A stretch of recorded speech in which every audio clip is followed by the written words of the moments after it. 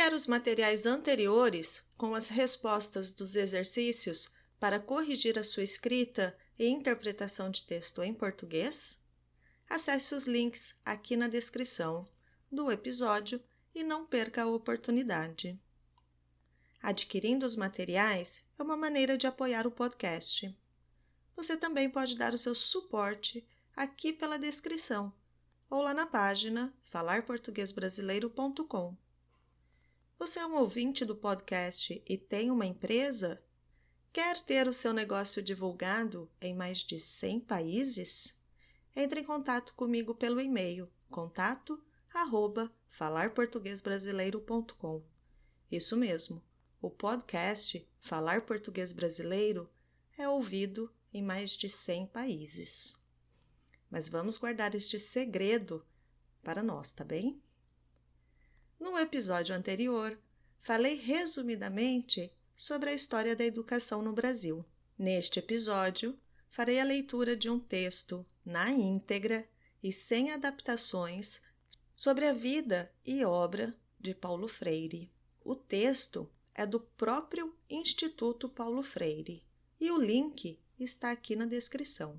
A vida e a obra de Paulo Freire foram marcadas por sua clara opção a favor dos oprimidos. Nascido em uma região pobre do país, Recife, Pernambuco, em 1921, ele pôde desde cedo observar as dificuldades de sobrevivência das classes desfavorecidas. Talvez daí tenha vindo a sua indignação contra as injustiças e seu grande desejo, a transformação da sociedade que, segundo ele, devia ser menos autoritária, discriminatória e desigual. A sua prática na educação, ou sua praxis educativa, como ele preferia chamar, foi sempre coerente com o seu sonho de democracia, desde os tempos de professor de escola, até aqueles em que passou a criador de ideias e métodos, os quais assistiu serem reconhecidos e divulgados pelo mundo. Paulo Freire foi o pioneiro no Brasil na utilização dos meios de comunicação social, a utilização de slides, do cinema, teatro, vídeo e televisão faz parte essencial do seu método de alfabetização de adultos. A sua opinião em relação ao uso da informática não poderia ser diferente. O que ele sempre sublinha, contudo, é que as poderosas ferramentas de trabalho da telemática estão ainda restritas a um público muito pequeno. Ainda não foram democratizadas, aumentando a distância existente entre os jovens de classes populares e os jovens de classes média e alta. Nesta trajetória, marcada por uma postura político-ideológica que vislumbra sempre a superação das relações de opressão, se destacam a coragem e a luta, sua verdadeira ideia de felicidade. Seja nas salas da Universidade do Recife, onde ensaiou os primeiros passos de sua filosofia educacional, ou nas primeiras experiências de alfabetização, conscientização de adultos, como a de Angicos, Rio Grande do Norte, em 1963, Freire ficou conhecido como educador voltado para as questões do povo.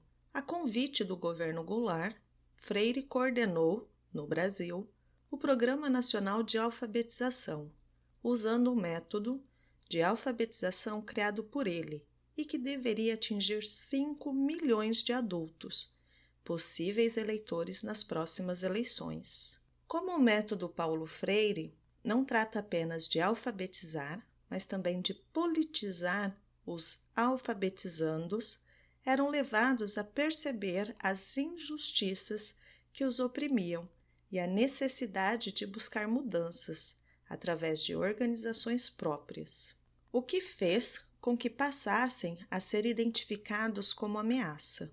Assim, o programa foi extinto pelo governo militar em abril de 1964, menos de 3 meses após ter sido oficializado. Por ousar e colocar em prática uma metodologia capaz, não só de instrumentalizar a leitura e a escrita dos iletrados ou dos alfabetizandos, como ele preferia chamar, mas de incitar a sua libertação, Freire foi acusado de subverter a ordem instituída e, depois de preso, teve que se retirar do país, seguindo o caminho do exílio. No entanto, em coerência com as próprias ideias e práticas, Paulo Freire soube se fazer sujeito de sua história e acabou por transformar também esta situação, a princípio tão adversa, começando no Chile, uma nova etapa de sua vida e obra. Trabalhou como assessor do Instituto de Desenvolvimento Agropecuário e do Ministério da Educação do Chile, desenvolvendo assim programas educativos para adultos. Também foi no Chile que Freire escreveu sua principal obra, Pedagogia do Oprimido. Depois de 16 anos de exílio, Paulo Freire voltou ao Brasil, em 1980. Lecionou em importantes universidades como Unicamp, Universidade Estadual de Campinas e PUC, Pontífica Universidade Católica de São Paulo, e foi, aos poucos, reconhecendo e reaprendendo seu país.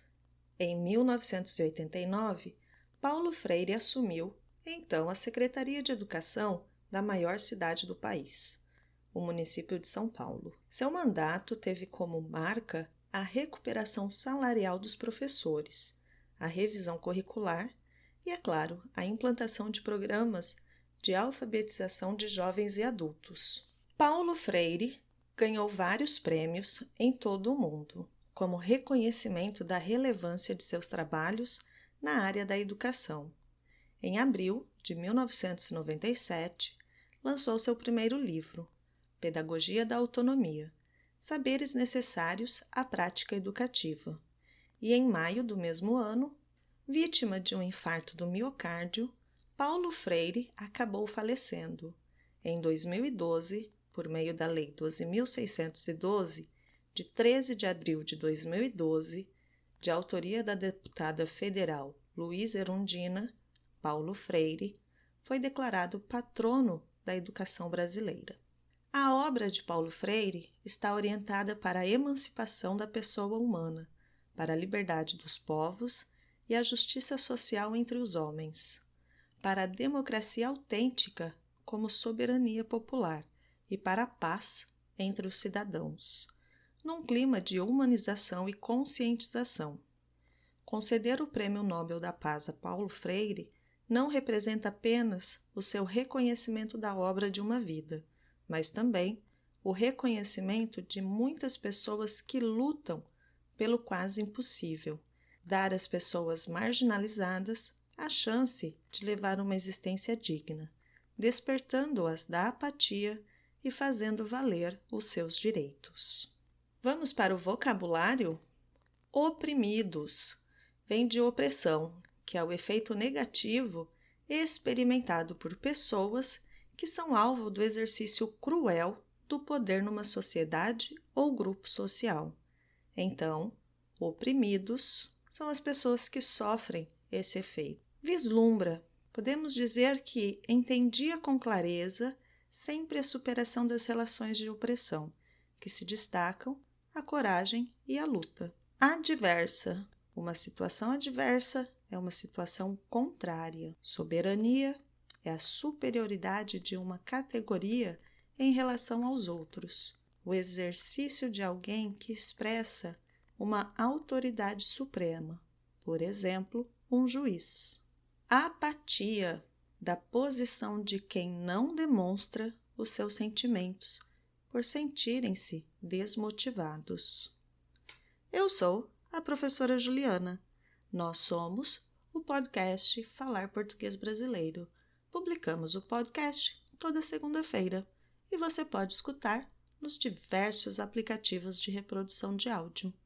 Também pode escutar na minha página, falarportuguesbrasileiro.com. Nos vemos no próximo episódio. Tchau, tchau!